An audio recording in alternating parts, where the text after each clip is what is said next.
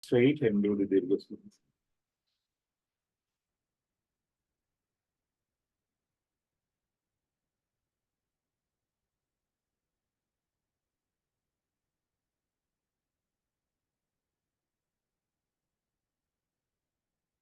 Om Tahe Namaha. Om Tandahe Namaha. Om Sadgurve Namaha. Anandamanandaharam Prasannam Jnanaswarupam Nijabodarupam Yogendravijam Bhavarogavedam Srim Sadgurum Nidyam Aham Bhajam Guru Brahma Guru Vishnu Guru Devo Maheshwaram Guru Sakshat Parabrahman Tasmai Shri Gurave Namaha. Om Sri Gayatri Chittamarge Gurave Namaha. Om Sri Kanye Yogeshwara Gurave Namaha. Om Sri Lobhamutram Saida Sagati Mamurishi Gurave Namaha. Om Sri Vishwamitra Mamurishi Gurave Namaha.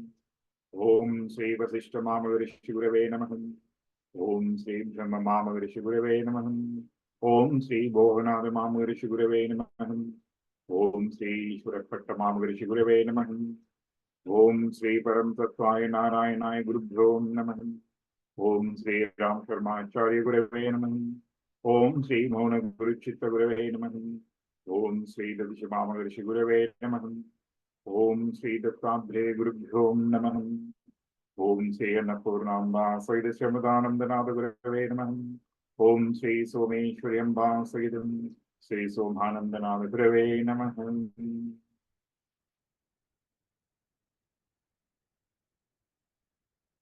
Om Sri Kameshwari Amba Saidam Sri Kameshwaranandanada Gurave Namaha.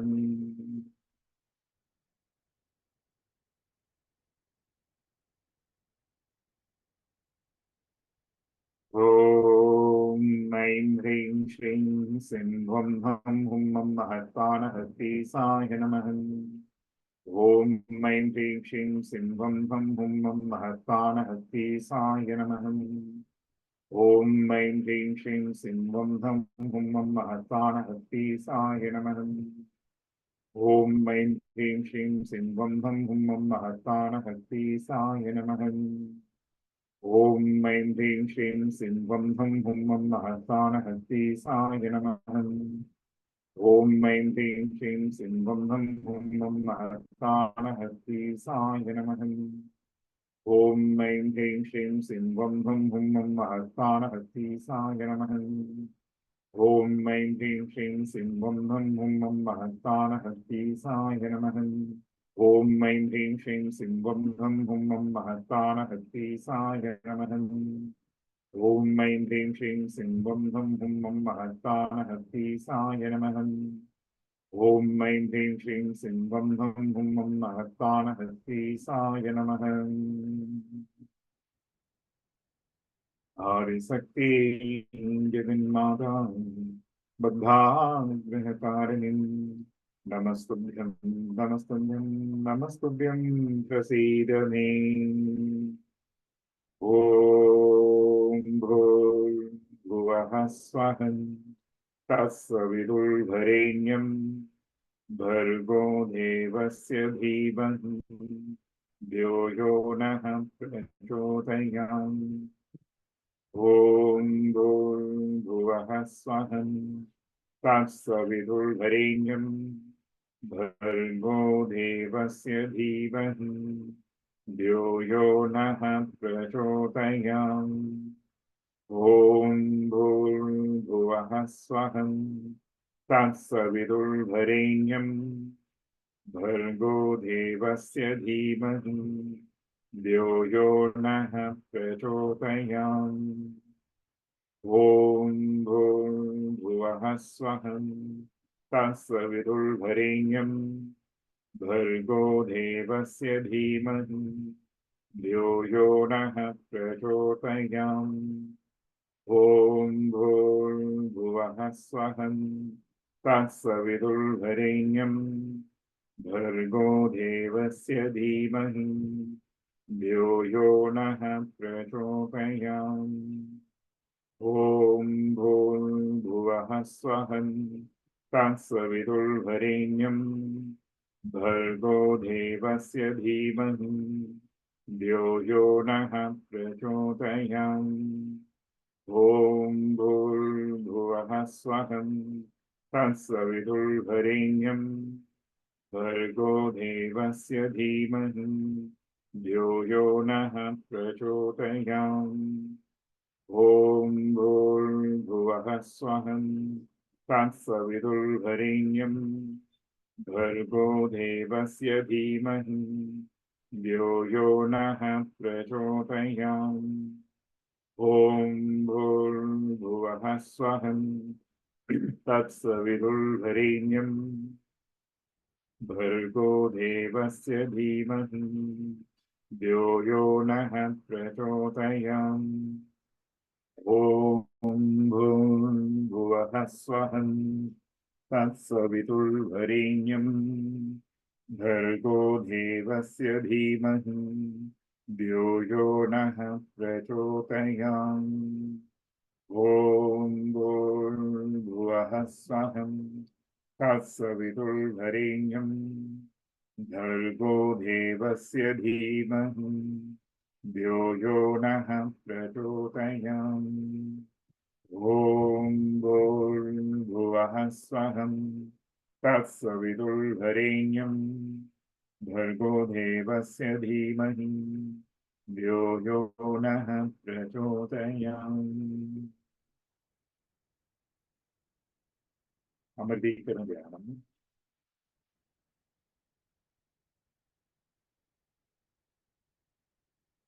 My lungs are filled with the pranavayu. This pranavayu is mixing with the blood and circulating around my physical body. My physical body is full of pranamaha.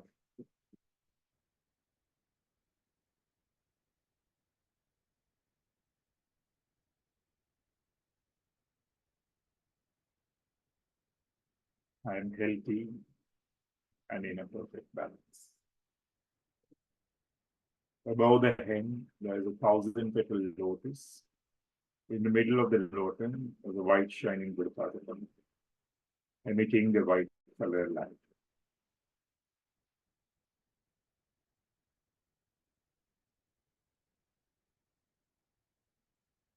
This white color light is a Prana Mahashakti.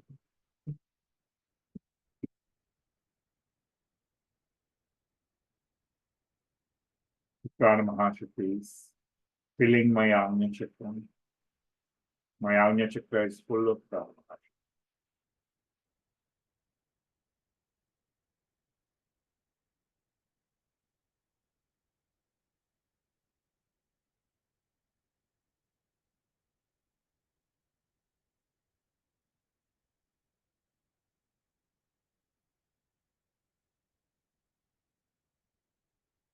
From the Agnya Chakra through the nadis, each and every cell of the brain and the eyes are filled with the Prana Mahashakti.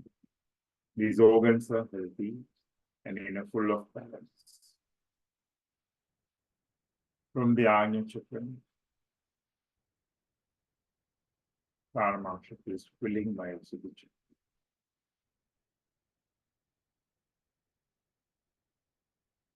My Siddhi Chakra is full of Prana.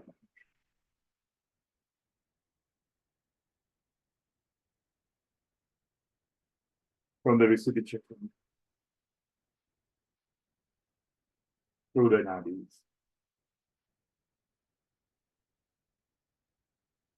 each and every cell of my nose, ears, chin, mouth, jaw, neck, shoulder, hands, elbow, wrist, fingers, thumbs are filled with the Prana Mahashakti.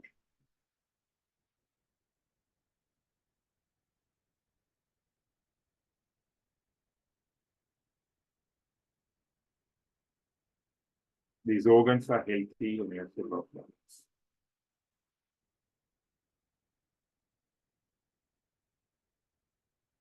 From the Visuddhi Chakra,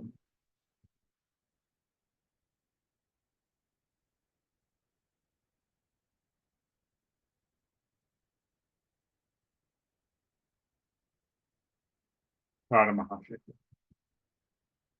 is filling my Anahata Chakra. My Anahata Chakra is full of prana.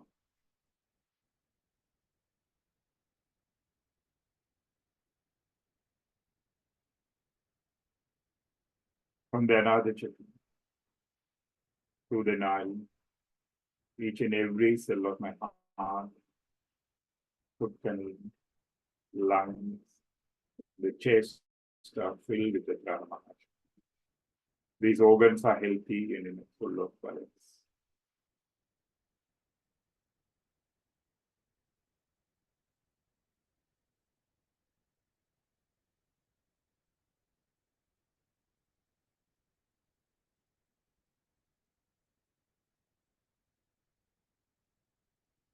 From the Anahata Chakra, Prana Mahachakra is moving and filling my heart.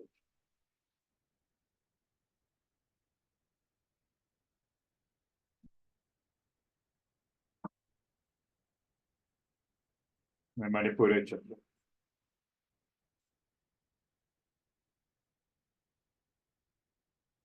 full of prana.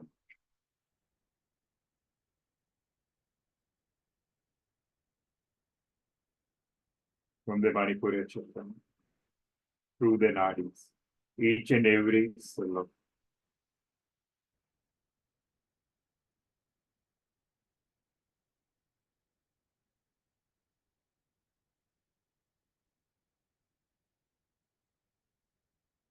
stomach, liver, bladder, pancreas, small intestine, and the large intestine are filled with the prana mahachakra. These organs are full of prana mahachakra,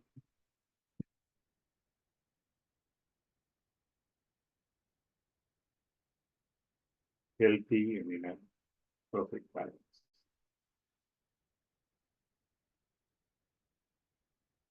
From the Manipura Chakra, prana mahachakra is moving and filling my Swadhisthana Chakra.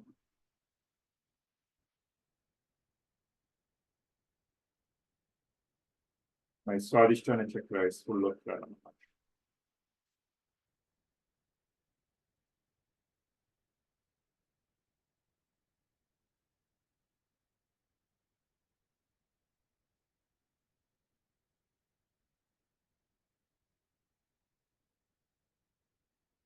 From the Swadhisthana Chakra through the nadi, each and every cell of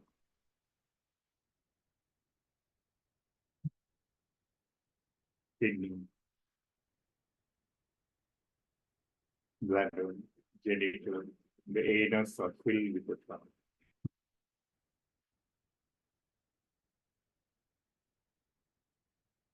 These organs are healthy and in a full of balance.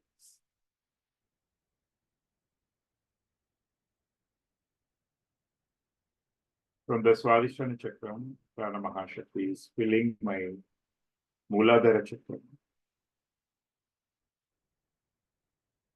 My Mooladhara Chakra is full of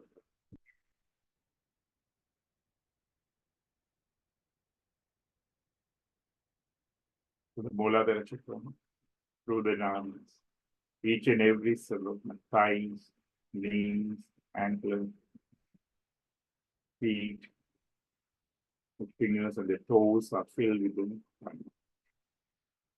These organs are healthy and in a full of balance. Toes, fingers, feet, ankles, knees, thighs, Mooladhara Chakra. Anus, genitals, gallbladder, kidney, Swadhisthana Chakra.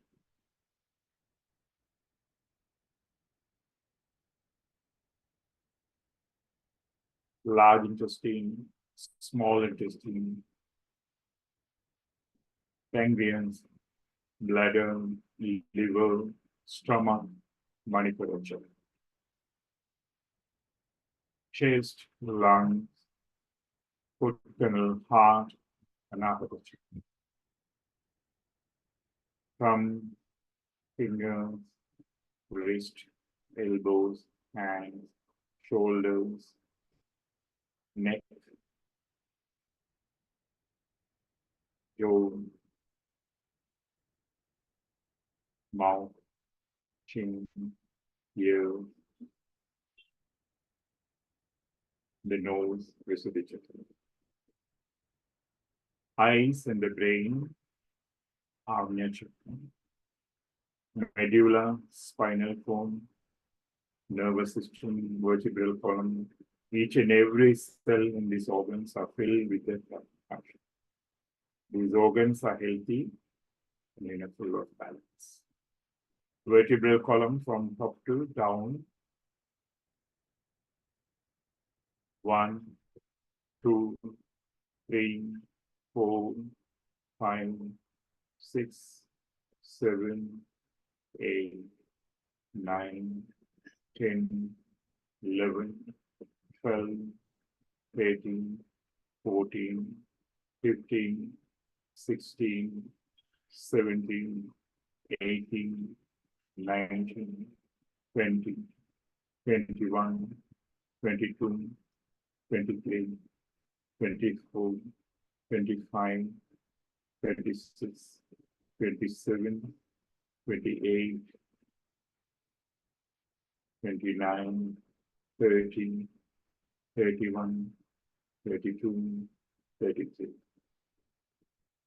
33, 32, 31, 30, 29, 28, 27, 26, 25, 24, 23, 22, 21, 20, 19, 18, 17, 16, 15, 14, 13, 12, 11, 10, 9, 8, 7, 6, 5, 4, 3, 2, 1.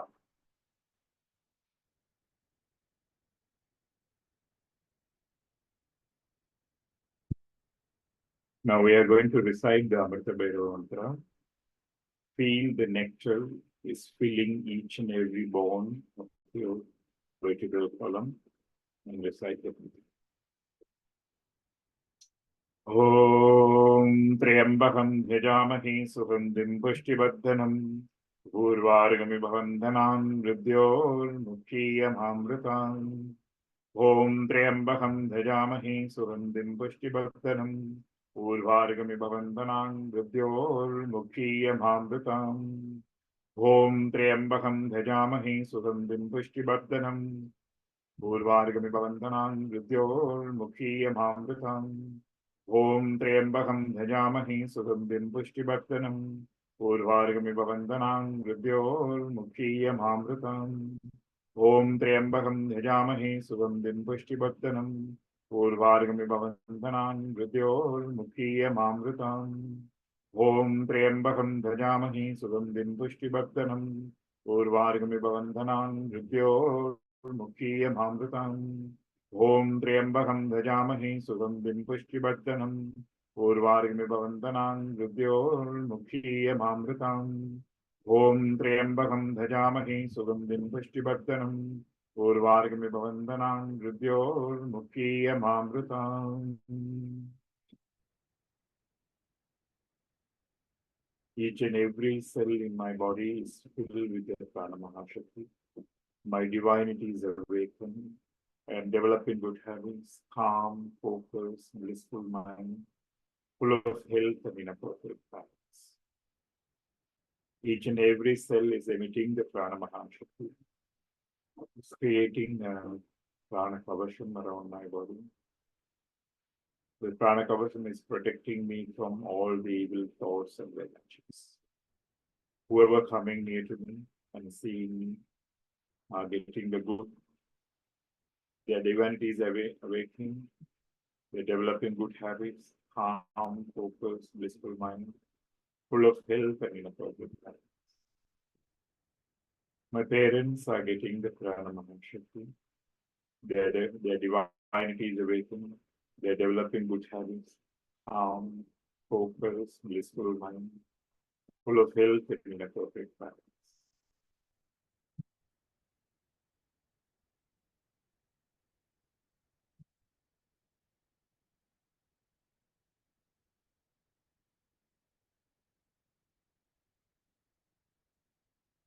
Right? The spouse is getting the prana mahashakti. Her divinity is awakening. She's developing good habits, calm, focus, blissful mind, full of health and in a perfect.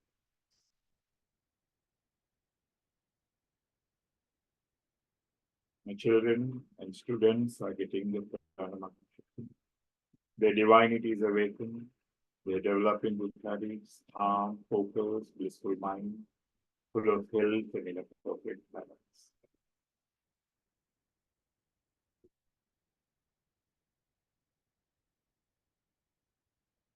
Parvulode selvam jnanam, ஆற்றலும் அன்பும் பண்பும் பொருள் நலம் பொறுமையும் பொரும்பிடச் செய்வாயம்மாம் ஆயுளாரோக்கியம் வீரம் அசைந்திடா பக்தி என்றும் தேயுரா செல்வம் கீர்த்தி தேவியே அருள்வாயம்மாம். ஓம் சாந்தி சாந்தி சாந்தி. தென்னாடேஸ்வனே போற்றி, தென்னாட்டுவிற்கும் இறைவா போற்றி, இன்பமே சூழம் எல்லோரும் வாழ்க.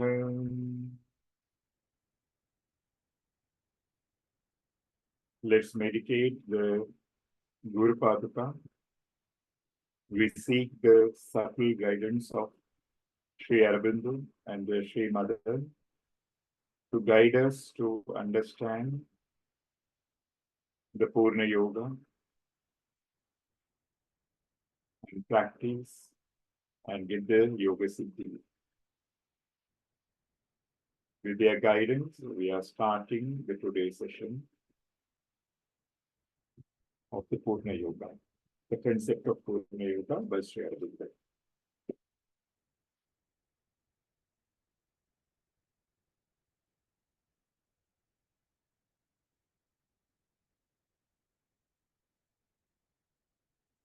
Okay.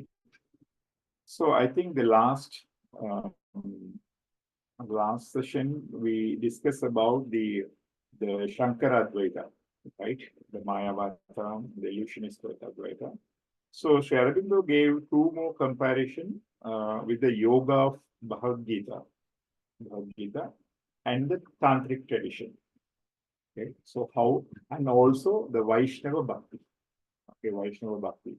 So he gives some comparison and the contrast. Okay, so where it is aligning with these philosophies, the Bhagavad Gita, and also with the Tantric tradition and the Vaishnava Bhakti. Okay, so Vaishnava Bhakti in the sense you know very well, like notice Chaitanya's Krishna Bhakti.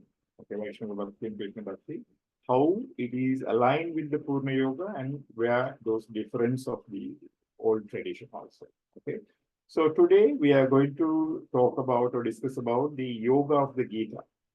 Okay, so he say, I may say that the way of the Gita is itself a part of yoga here, and those who have followed it to begin with or as a first stage have a stronger basis than others for this yoga. So what he say, if you understood or if you studied or if you followed the Bhagavad Gita, then it's very easy to understand the Sri Aurobindo's yoga. Okay, than other who followed other yoga. Okay, so if you because Sri Aurobindo's spiritual experience in the Alipur jail, Alipur Ashram, he says at Alipur Ashram. It's more related with the Krishna, Sri Krishna, and the Swami Vivekananda. Okay, Sri Swami Vivekananda. So the Bhagavad Gita is some sort of a early, or the fundamental for to understand the Sri Aurobindo's Purna Yoga. Okay, but again, he said it is not the fact that Gita gives the whole base of the Sri Aurobindo's message. For the Gita seems to admit the cessation of birth in the world as the ultimate aim, or least the ultimate culmination of yoga. It does not bring forward the idea of spiritual evolution or the idea of the higher planes and the supramental truth consciousness, and the bring down that consciousness to earth as mean of the complete transformation of the earthly life. Okay, so where the Bhagavad Gita and Sri Aurobindo's yoga is is.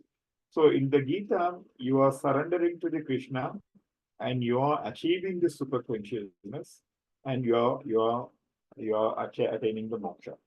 Okay, so that is the process of yoga in the Gita. So ultimate goal is to surrender to the Krishna. Okay, Krishna.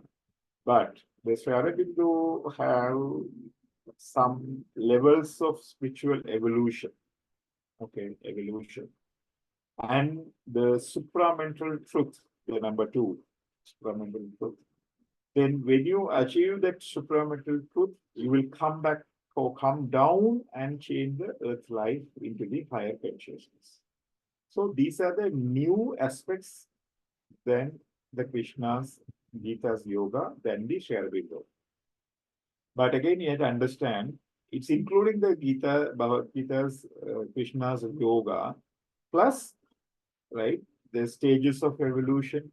That means this higher mind, superman, the higher mind, illuminated mind, intuitive mind, the over mind, then the supra mind, sort of an evolution of consciousness. Then, when you achieve that consciousness, you are coming down and transforming the earth life. So, this is the new idea of Sri Aurobindo's experience. Okay, than the Krishna's Gita, Bhagavad Gita Yoga. Okay, so that is clear. You have to understand. The idea of, again, he said, the idea of supermind, which we call as a supramental proposed by the Aurobindo, is or the truth consciousness. Okay, so we can say supermind or supramind or the truth consciousness. Okay, truth consciousness is there in the Rig Veda, according to the Sri Aurobindo's interpretation, one or two passages of the Upanishad. But the Upanishad is there only, it's a seed conception of the being of knowledge. Vinyanamaya Purusha. Okay. So Aurobindo again say, this is not his invention. Okay, invention or his things. It's already there in the Upanishad as a Vinyanamaya Purusha. Vinyanamaya Purusha. But there is no elaboration how to achieve the Vinyanamaya Purusha, or more information about the Vinyan. There is no information about the Vinyanamaya Purusha. Okay. But that is there in the Upanishad. The supermind concept is from the Rig Veda Upanishad. We have the reference. Exceeding the mental, vital, physical being, in the Rig Veda idea is there, but the principle only. There is no developed, and even the principle of it has disappeared from the Hindu traditions. Okay. So what Sri Aurobindo says, when we take the Vedas, the Upanishads, right, all are pushing the person to achieve the moksha. Okay, moksha. But there is a seed of concept it's called Vinyanamaya Purusha. That is the supermind which explained by the Sri Aurobindo. Is already there in the Upanishad as a Vinyanamaya Purusha, but it's a seed only. There is no elaboration how to achieve through the practice and what are the steps. There is no detail. So that's what Sri Aurobindo is trying to help us or give the full knowledge through this synthesis of yoga. These things are among other that constitute the novelty of Sri Aurobindo's message as compared with the other Hindu tradition. The idea that the world is not either a creation of Maya or not only a play or lila of the divine, or the cycle of birth in the ignorance from which we have to escape, but the field of manifestation, which there is a progressive evolution of the soul and the nature of matter, and from matter through the life and mind, and to what to beyond the mind till reach the complete revelation of Satchitananda in the life. Okay. Okay, we will come and discuss this statement very this what you call, in detail. So in the old Hindu yogic traditions, give some idea like first is as per the Shankara, this whole thing is Maya, illusion. Okay, illusion. So that is one. The another concept, you are going through the cycle of birth because of your ignorance. You are both you born and die, born and die. So that is another concept. Okay, so we have to escape from the samsara sagar. So these are the famous spiritual ideas, like this world is Maya. You have to escape from the birth and death and attain the moksha.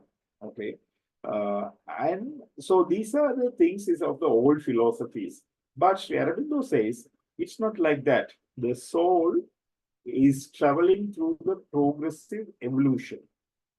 Okay, evolution, and working through the mind and going beyond the mind and experiencing the Sat Chit Ananda.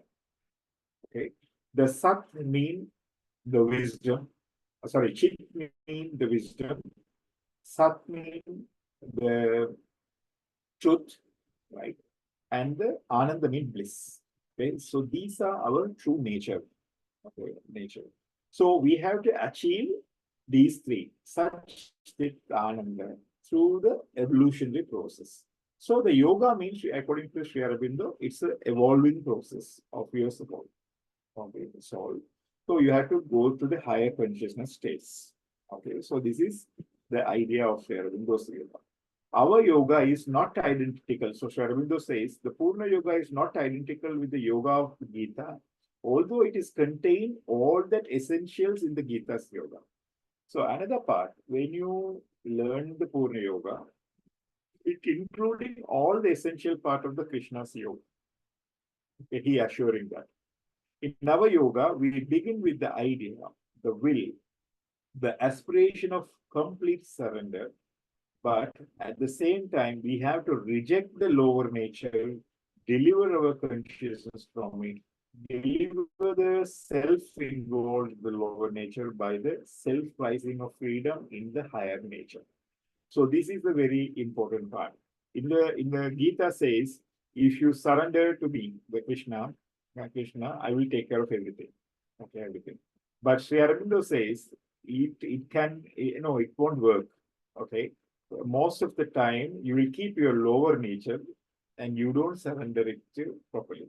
You understand? This is the way we all doing now. Aravinda identified human is, for a sake you say I surrender to the God and the Guru. Okay, Guru. But you will have some lower nature which won't allow you to progress in your evolution. Okay. So Aurobindo says we have to use the will and throw, or we have to seize our lower nature. Then only our surrender become true surrender. Not as Gita says, you just surrender, everything will happen. No. Because you have some lower nature, you may hide through your nature of your mind, right? So therefore, in Aurobindo's yoga, you have to throw out your lower nature also. Okay, not only the surrender to the God. You must willing to surrender the remove your lower nature also. Okay.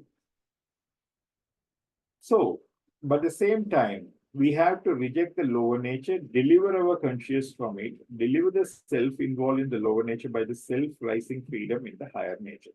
We do not do this double movement. So Aurobindo says it's a double movement. You have to surrender and go to the God. At the same time, you have to throw out your lower nature also.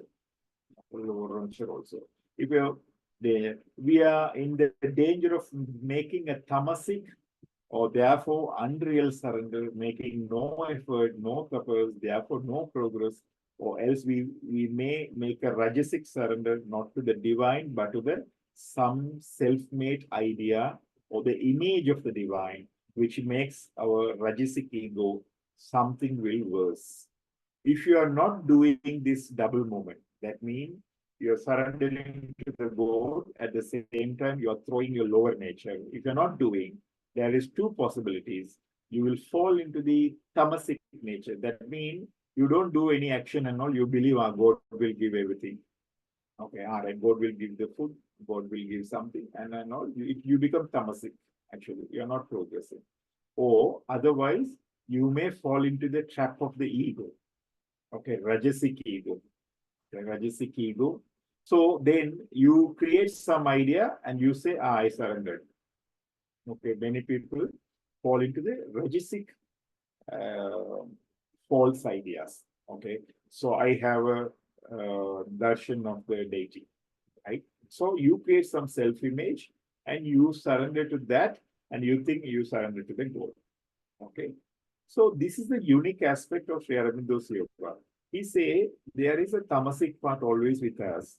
If we are not rejecting by our will, it will lead to the tamasic and the rajasic aspect, not to the real surrender. Okay, so that's a code. So in the Bhagavad Gita, Krishna said, don't worry about those things. Okay, this is the difference point of the Krishna's Gita thing and what he justify is Krishna say he assuming all this whoever coming to him as sattva. You understand? Krishna is not saying something wrong. Because he is saying to the Arjuna already in the most sattva person in that period, like in the Mahabharata period. Okay, so he's giving to the advice to the Arjuna. Okay, we should not think Krishna is wrong. Krishna is giving the Upadesa to the Arjuna. Arjuna is a sattva egatra chitta. Egatra chitta means he attained the dharana siddhi. So whatever he's in the full of sattva, therefore he is receiving. But it can be misinterpreted by people like us who are in the Rajo and the Tamo Guna. Right? We may think everything is submitted to the Krishna, it will happen. Okay, then it will move to the Tamas and the Rajas. So this is a very important point where Sri Aurobindo interpreting the Krishna's statement. It's not relevant to the poor people, Tamasic and Rajasic. Okay, so that's the idea you got hopefully. The Gita does not speak, the second part, where Gita is not speaking and Sri Aurobindo is saying. The Gita does not speak expressively of the Divine Mother. Okay, it speaks always surrender to the Purushottama. It mentioned her only as a Para Prakriti, who becomes a Jiva, that is who manifests the divine in the multiplicity, and through the whom all these worlds are created by the Supreme, and he himself descend as an avatar. Okay, second very important than the Gita and Sri Aurobindo's yoga. In the Gita, you are surrendering to the Purushottama, that is male principle, Krishna principle. You are surrendering to the God, like Purushottama, right? This thing. Not talking about the mother. Okay, mother. Only Krishna say the mother is a para prakriti. Through her only, it's everything is happening. I am coming down and everything is happening. But he is not saying to surrender to her. Okay, surrender to her. But Aurobindo says it's really we have to surrender to the mother first. Then she only can teach how to achieve the Purushottama. Okay, so in Aurobindo's opinion, Gita's Upadesa. So Bhagavad Gita's Upadesha is relevant to the Arjuna's capacity. Okay, Arjuna's capacity. So we are little below, like with Tamasic and Rajo. Right, Rajo. So for us, surrendering to the mother is the first aspect in the yoga. Okay, mother is the yoga. So that's the second part of major difference of Sri Aurobindo's yoga and the Krishna's yoga. The Gita follow the Vedantic tradition, which learned entirely on Ishvara aspect of the divine and speak little about the divine mother because its object to draw back from the world nature and arrive at the supreme realization beyond it. So we have to understand what Gita and the Vedanta is trying. Vedanta is want to you to withdraw from the worldly life and realize the supreme truth. So this is the objective of the Vedanta. It's not talking about getting that knowledge and coming back and rearranging the world into divine. Okay, so that is the Aurobindo's objective. You understand? So how to make, it's not no idea to make your normal life into divine. It's say come out from the normal line divine and realize the supreme truth. The supreme truth. But Sri Aurobindo says after realizing this supreme truth, you have to bring that down and you have to change your daily life into the divine. Okay, so these are the different aspect of the Sri Aurobindo. Gita is Vedantic. But what now he's connecting to the tantric tradition. So Sri Aurobindo's, we will discuss the next part of the lectures. It's a purified tantra actually. Okay, so the meaning of this we will discuss later, right? When we talk about the tantric tradition, he's giving some comparison with the tantric tradition also. Next chapter, next notes. So here, the tantric tradition lends on the Shakti or the Ishwari aspect and makes all depend on the divine mother because its object to possess and dominate the worldly nature and arrive at the supreme realization through it. This yoga on both the aspects, the surrender to the divine mother is essential, for without there is no fulfillment of the object of the yoga. Okay. So the thing we have to understand what Aurobindo says, if you surrender only to the Ishvara principle, as Vedanta says, you don't have the ability to work with the worldly things. Okay. But if you surrender to the mother, Shakti, Ishwari, so you will get the powers to work with the world also. Okay. So therefore, it's essential in the Aurobindo's Purna Yoga to surrender to the mother first. Okay, then only you will have all your senses and all your powers with you. Then you can work with the world or to transform the world into divine. Okay. So this is the comparison of the Bhagavad Gita with the Sri Aurobindo's Purna Yoga. Okay, Purna Yoga. So I hope you got the message. I think the Gil will do the translation. So if any doubts, we can have a discussion. I hope you all studied, many of the people studied the Bhagavad Gita, right? Maybe involved with the Krishna and all, right? So maybe you may have a lot of questions we can discuss. So Gil, we will discuss after the translation.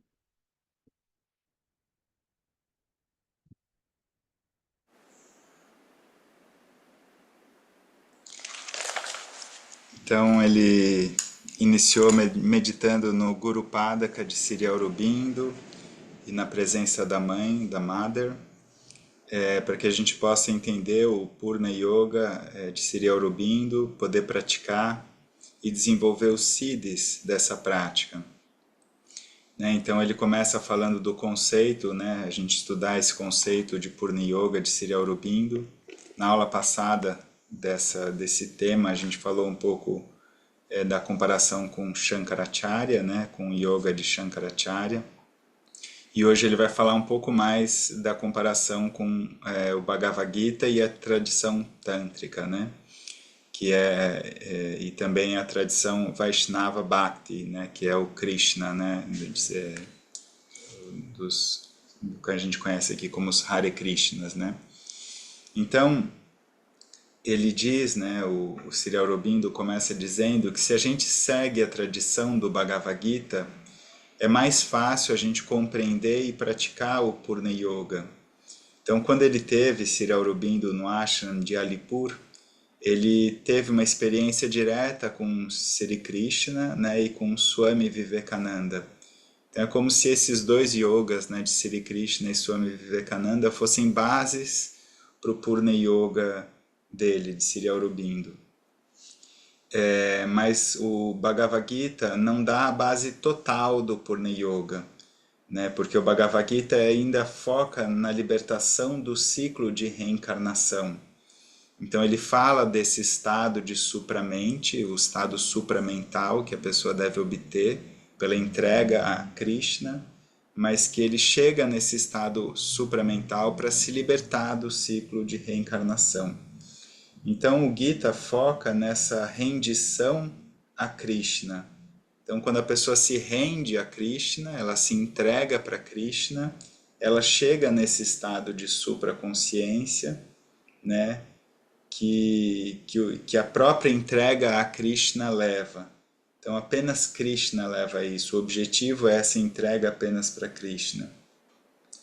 E dentro do sistema de Purna Yoga, a pessoa deve chegar nessa verdade suprema, né, nesse estado de supramente, e trazer esse estado para baixo para que ela possa transformar a Terra, a vida terrena, né, digamos, a consciência inferior dela.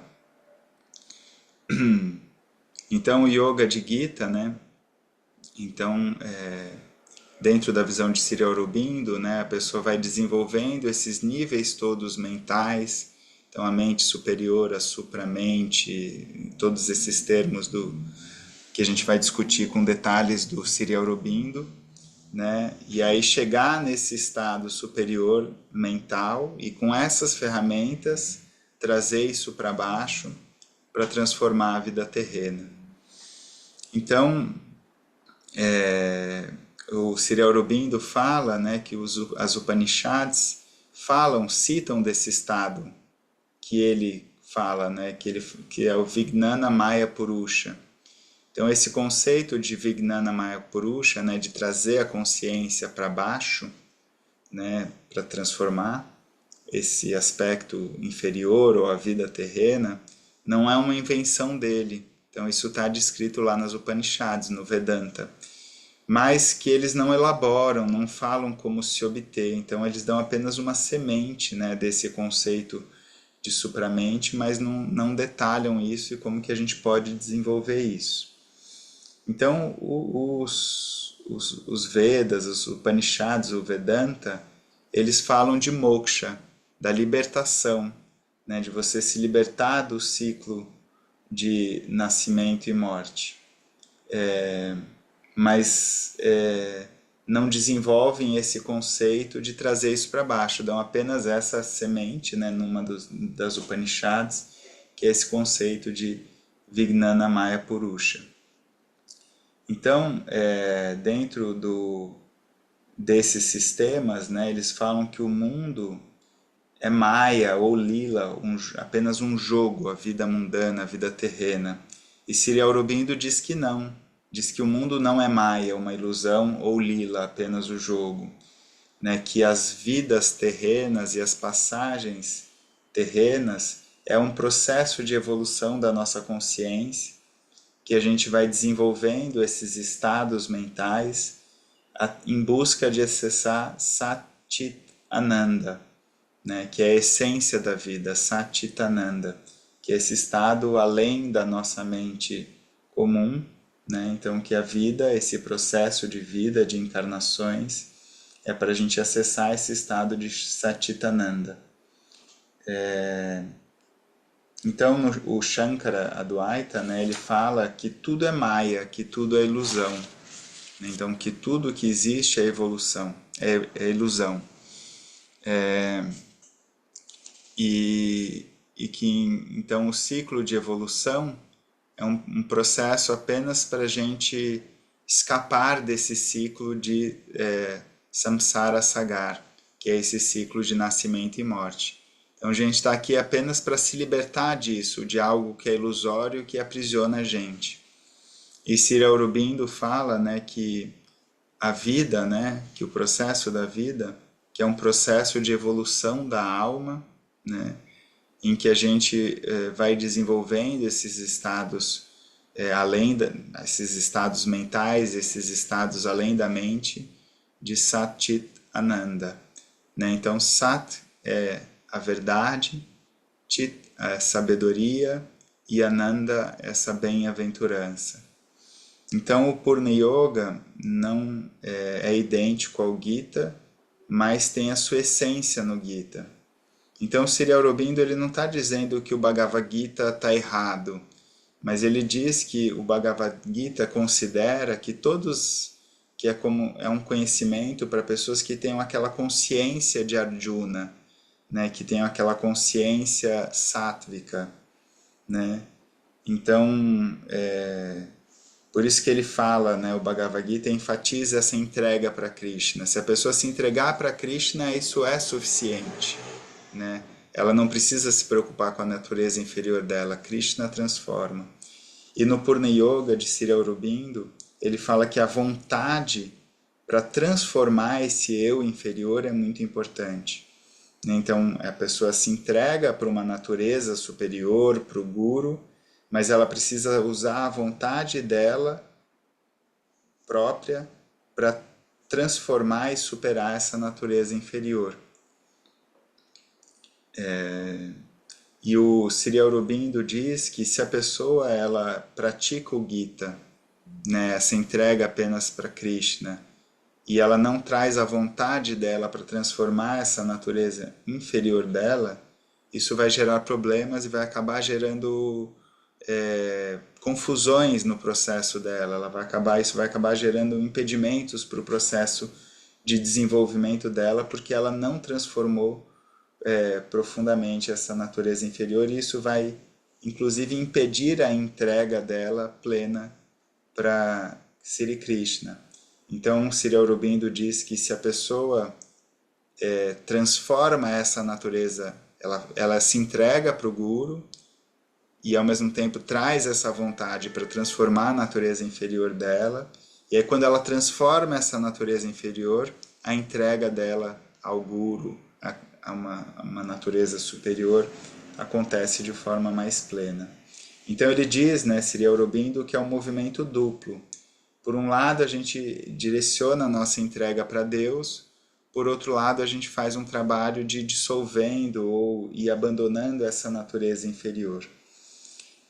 Se a gente não faz isso, né, Sri Aurobindo fala que a gente corre o risco de ficar tamássico, né, que é mais inerte, porque a pessoa ela entrega para Deus, mas ela própria pode estagnar algo da natureza inferior dela. Então ela fica estagnada, porque ela própria não faz o trabalho de transformar. Ou ela pode desenvolver um aspecto rajásico do ego dela. Então ela diz que ela entende que ela se entregou para algo, mas como um processo egóico, porque ela não transformou aquela natureza inferior dela. Então, ou ela fica sem ação, né, porque Deus faz tudo, ou cai naquela armadilha do ego, né, criando uma ideia de que ela se entregou ou que ela recebeu um darshan, uma visão da deidade, do divino. Né? Então, Sri Aurobindo diz que tem uma parte tamássica nossa que precisa ser transformada pela nossa vontade. Né? E Gita diz que apenas você se entrega para Deus, que Deus transforma. Né? E aí ele ressalta aquele estado de consciência de Arjuna, né? que é para quem Sri Krishna fala no Bhagavad Gita, né? Então que o próprio Arjuna já tem esse estado de sattva, guna, e de ekagraha chitta, né? Da concentração da mente. Então ele já está num estado mais elevado. Mas quando interpretado por pessoas tamássicas como nós, isso pode gerar problema. E uma segunda parte que Sri Aurobindo compara com o yoga do Gita, né, é que ele fala no Bhagavad Gita, ele não fala de forma expressiva da Mãe Divina, dessa entrega para a Mãe Divina. Ele simplesmente fala dessa entrega para o Purusha como um aspecto masculino. Então ele reconhece o Bhagavad Gita, né, que a Mãe Divina, né, é a manifestação do Paraprakriti, né, da manifestação da vida, mas ele não enfatiza essa entrega para a Mãe Divina, simplesmente a entrega para esse aspecto masculino. Né? Então que isso também está ligado com essa capacidade de Arjuna, né, de Arjuna já ter superado os aspectos da manifestação, que é o próprio poder da Mãe Divina. Então por isso ele pode se entregar diretamente para esse aspecto masculino. Então, o Gita está dentro da tradição védica, né, do Vedanta, né, então que tem essa entrega para Ishvara, para o todo. E então,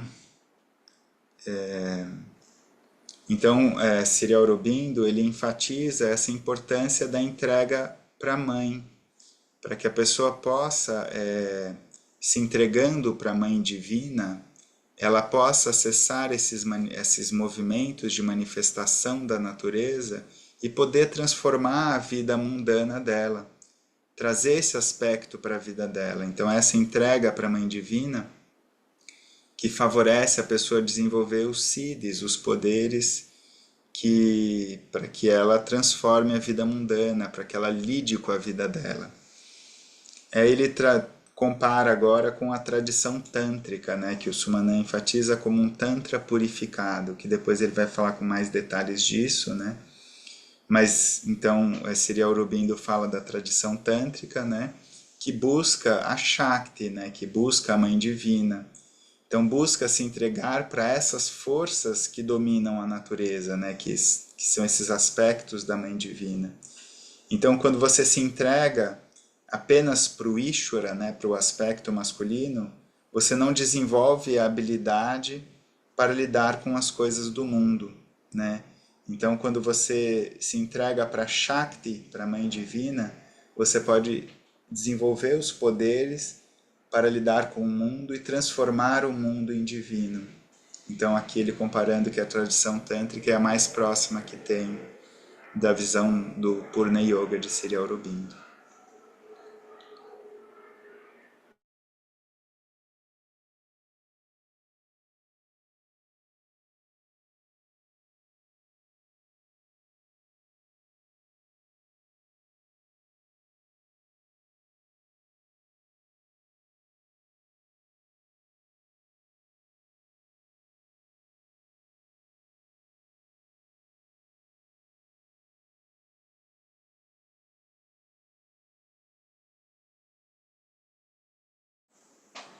Se alguém tiver alguma dúvida, alguma coisa. Yes. Any questions?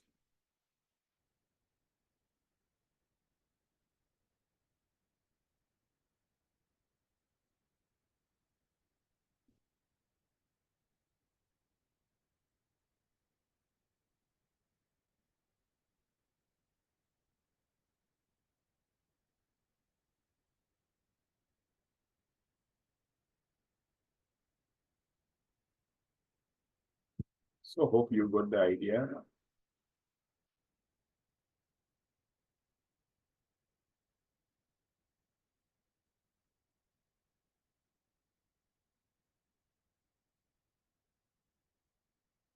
Okay.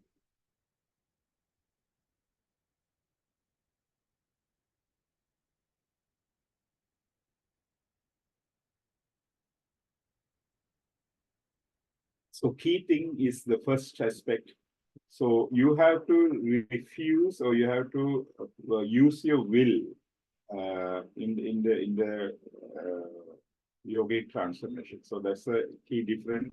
He say, so Krishna say, just surrender to me. I will take care of everything. Okay, everything. It is relevant for the person who are in the sattva like Arjuna. Okay, not like us. So we are rajas or tamas. Okay, so what we will do is we will cheat ourselves. We say, I surrender to the God. At the other side, we will have all our lower natures in our mind. Okay, so therefore, this surrender won't work. Don't believe that statement. So you have to willfully, you have to refuse your lower nature. Then surrender only you will get. So that is the first thing he is trying to put us. The second, surrendering to the Purushottam, the Ishvara aspect. Again, he say, no, we are actually now we are in the tamasic and rajasic. So we have to surrender first to the mother, okay, divine Ishwari. Then only we'll come out from the thing. And also, it's not only that. The second, if you want to work and transform the world, you need the grace of mother. Okay. But the Vedantic idea is no, you withdraw everything and experience the super consciousness. You understand the difference, what Aurobindo trying to explain us.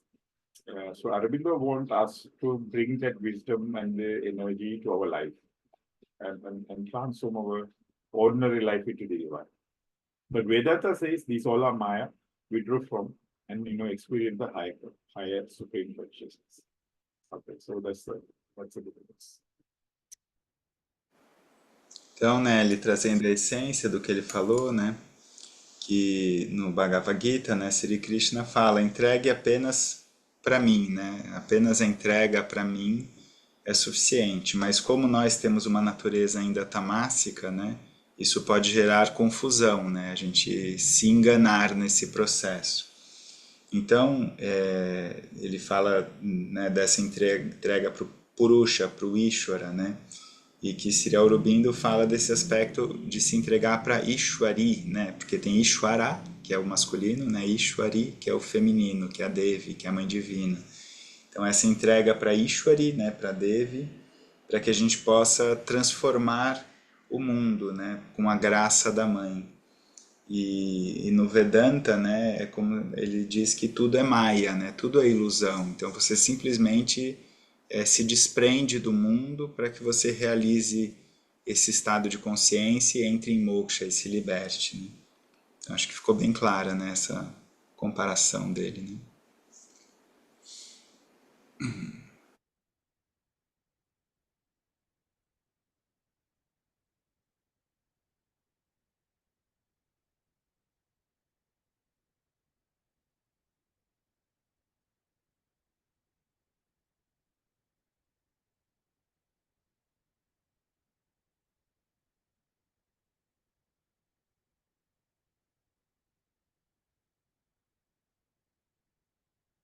So Renato, you have any questions?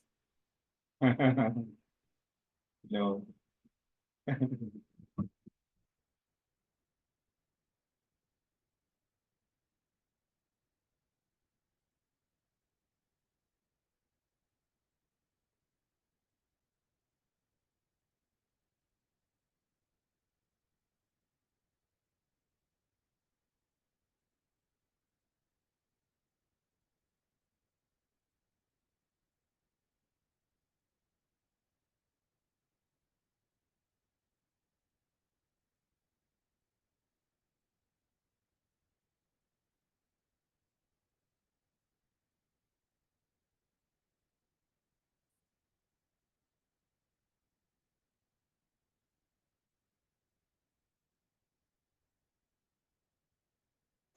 Sumana, Yes. Yes. I understand the concept of surrender to Krishna and surrender to the mother.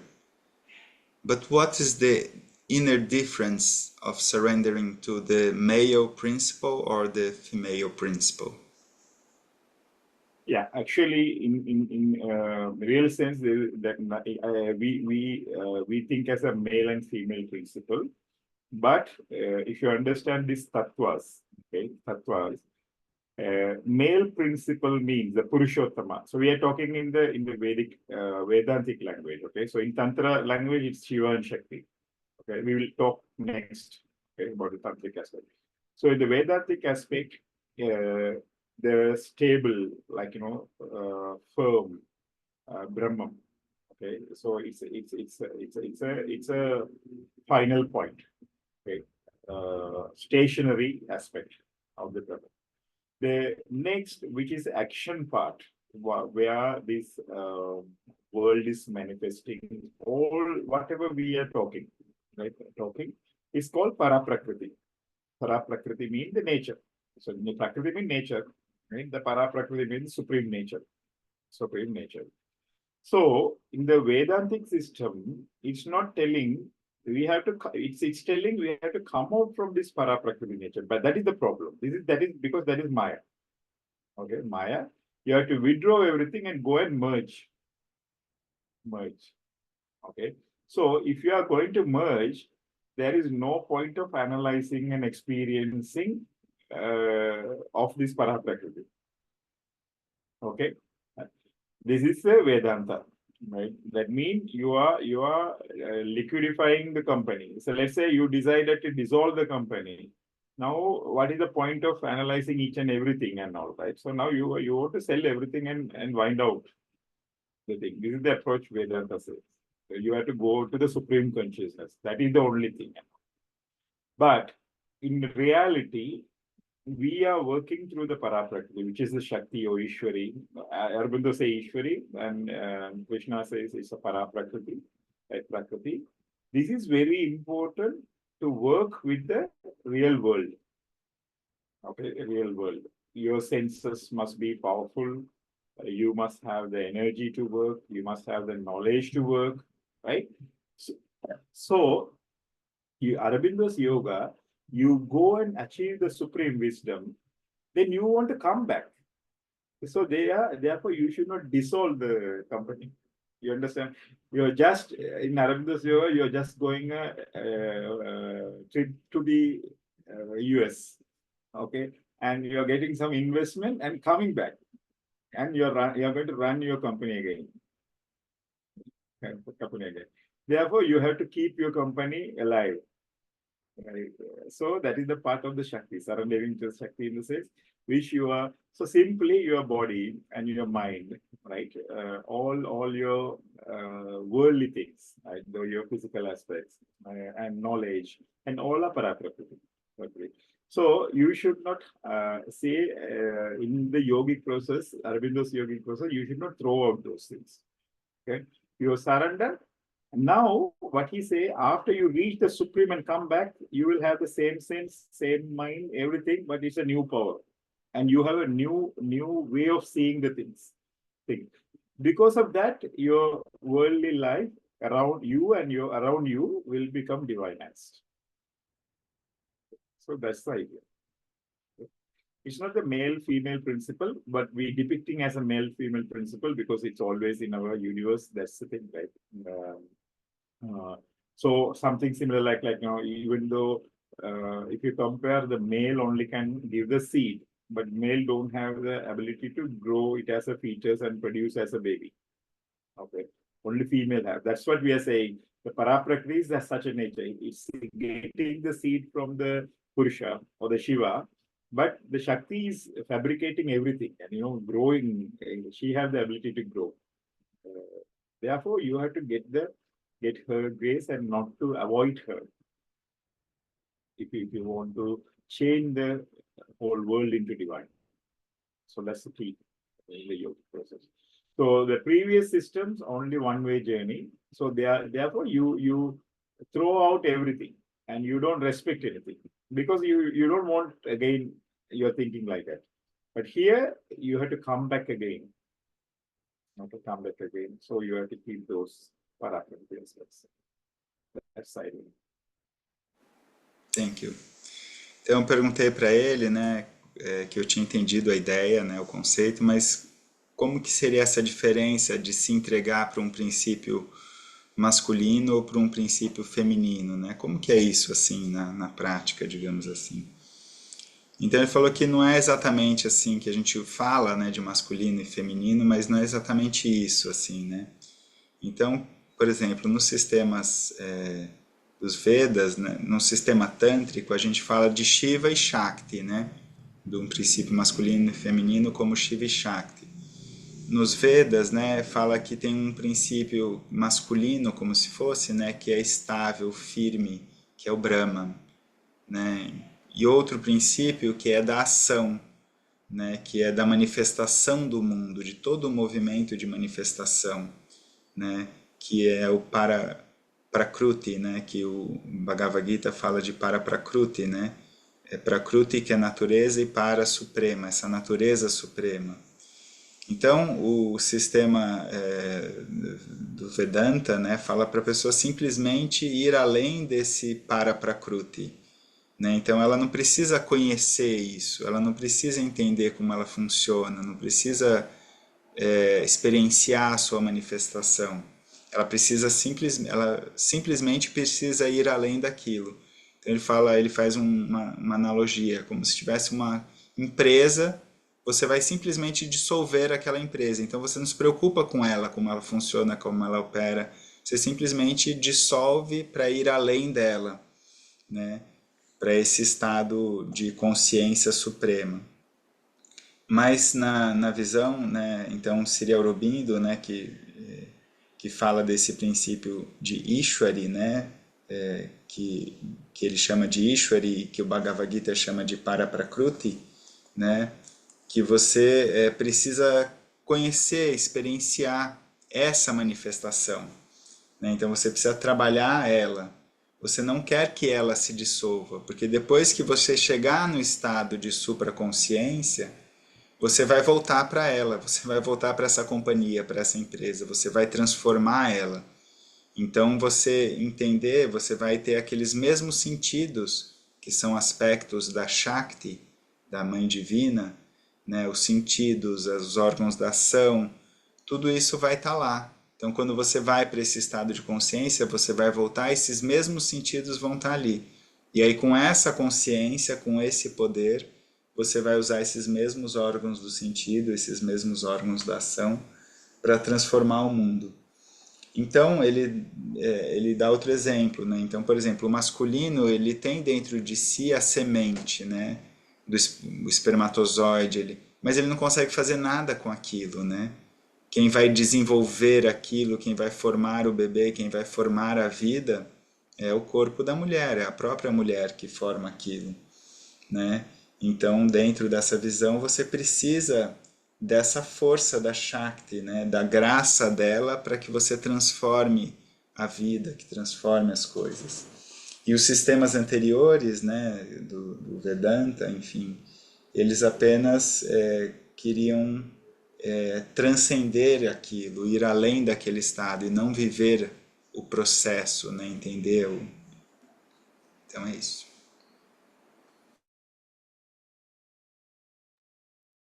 Okay. Any other questions?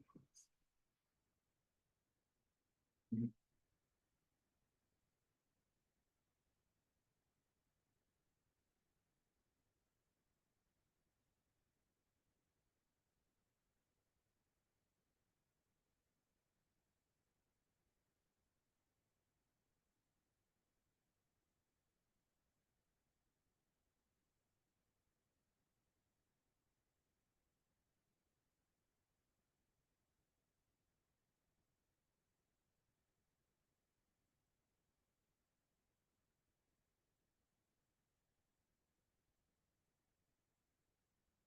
Okay.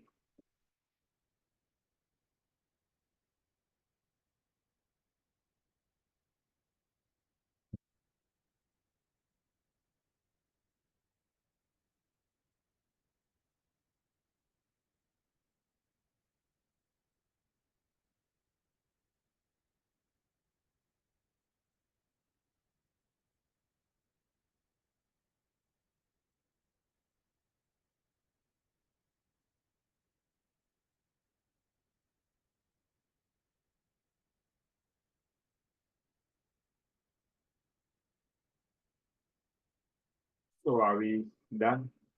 Mhm. Thank you, Sumana. Yeah. So we'll meet in next is Gayatri. Thank you. Thank you.